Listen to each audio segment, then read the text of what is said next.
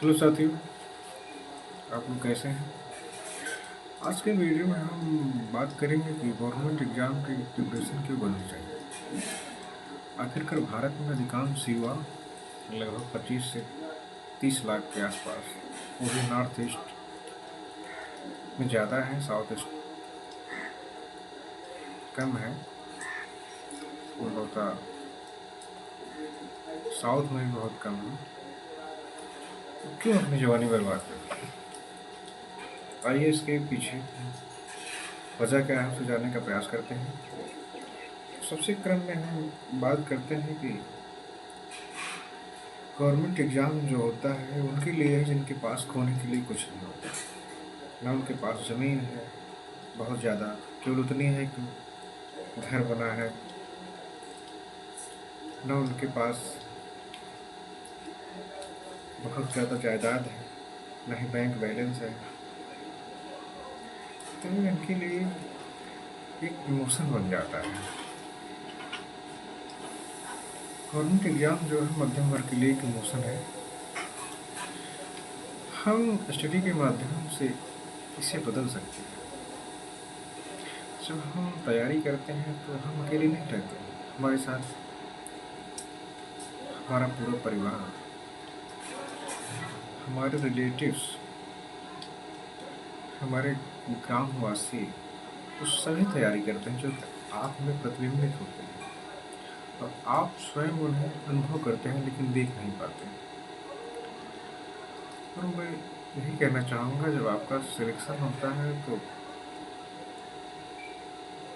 आपका सिलेक्शन जो है सार्वजनिक होता है, लेकिन आप जब असफल होते हैं तो आपका जो है व्यक्तिगत दुख होता है। हम हम बात आगे बढ़ाते हैं। हम दूसरे पॉइंट पे बात करते हैं इसकी उपयोगिता के बारे में, इसके लाभ क्या है। दूसरा लाभ है कि गवर्नमेंट जॉब से हमें सिक्योरिटी मिलती है, अर्थात जॉब की सिक्योरिटी होती है, अनायास उससे हमें निकाल नहीं सकते। मंथ की 2-3 तारीख को अकाउंट में पैसा आ जाता है। और तीसरी बात हम वेतन को लेकर करते हैं, क्योंकि एक अच्छा खासा अमाउंट होता है। अगर आप टीचर भी बन जाते हैं तो लगभग 70-80 हज़ार रुपये आपकी मंथली सैलरी होती है। तो इस वेतन से आप क्या क्या कर सकते हैं? पहली बात, जिनके पास घर नहीं है वो घर बनवा सकते हैं, ज़मीन ले सकते हैं, अपने भाई बहन का विवाह कर सकते हैं, और फिर परिवार का कोई व्यक्ति गंभीर बीमारी से पीड़ित है तो उसका समुचित और अच्छे हॉस्पिटल में इलाज करवा सकते हैं।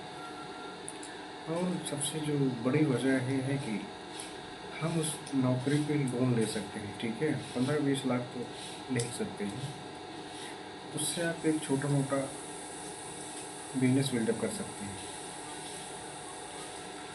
और चौथा पॉइंट ये है कि सरकारी नौकरी से हमें समाज में एक सम्मान मिलता है और पहचान मिलती है। सिलेक्शन के पहले आपको कोई नहीं जानता। जब आप तैयारी करते हैं तो आप बिल्कुल अनाथ होते हैं, आपका कोई नहीं होता, दोस्त यार रिश्तेदार माँ बाप कोई नहीं होता, आप अकेले रहते हैं। जब आपका सिलेक्शन होता है तो आपको पूरा गांव जानता है।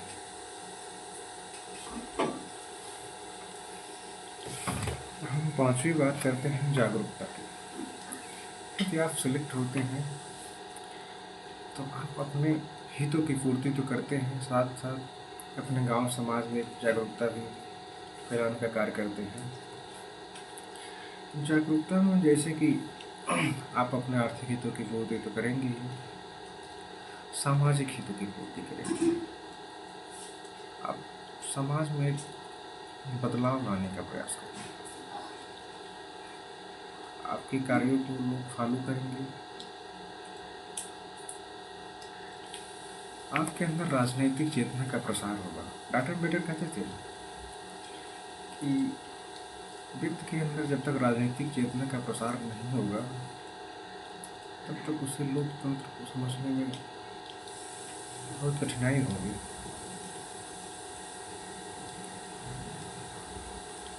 और अगला पॉइंट है आपका बौद्धिक स्तर बढ़ेगा। आप जब सिलेक्ट हो जाएंगे आप सोचेंगे, समझने की शक्ति बढ़ेगी, आपका दिमाग चलेगा। ठीक है, कहते नहीं खाली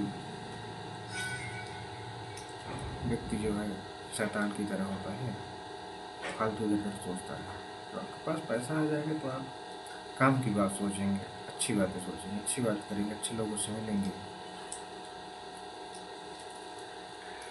और सांस्कृतिक स्तर में भी आप रुचि लेंगे, जैसा कि स्पोर्ट हो गया, संगीत हो गया, आप इसे बढ़ावा देंगे। आप चाहेंगे कि मेरे घर का बच्चा किसी दूसरे फील्ड में जाए, वो स्पोर्ट में जाए।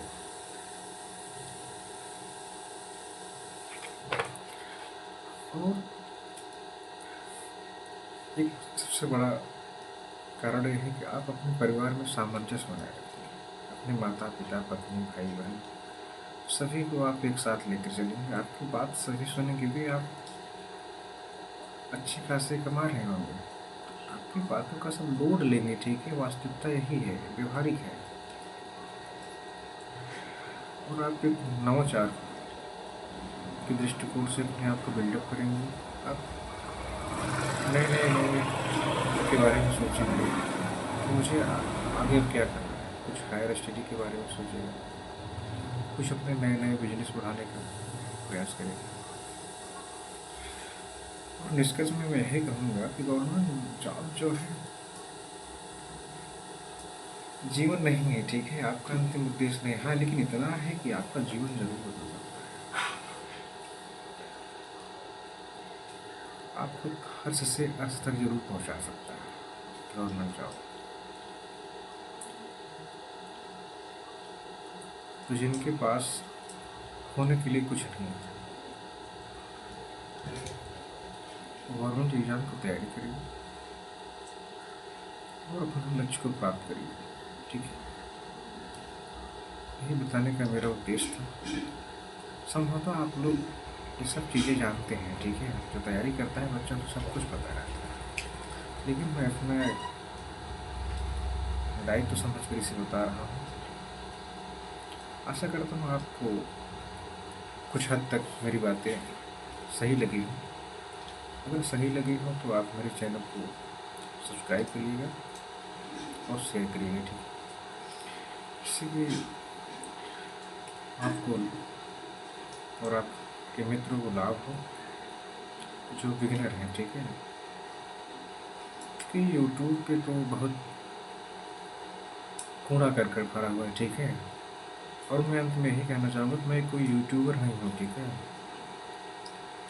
मैं वीडियो बनाने से पहले उस पर मंथन नहीं करता। ठीक है, मैं एडिटिंग नहीं करता क्योंकि मेरे पास इतना टाइम नहीं है। ठीक है, कि नहीं पढ़ता हूँ,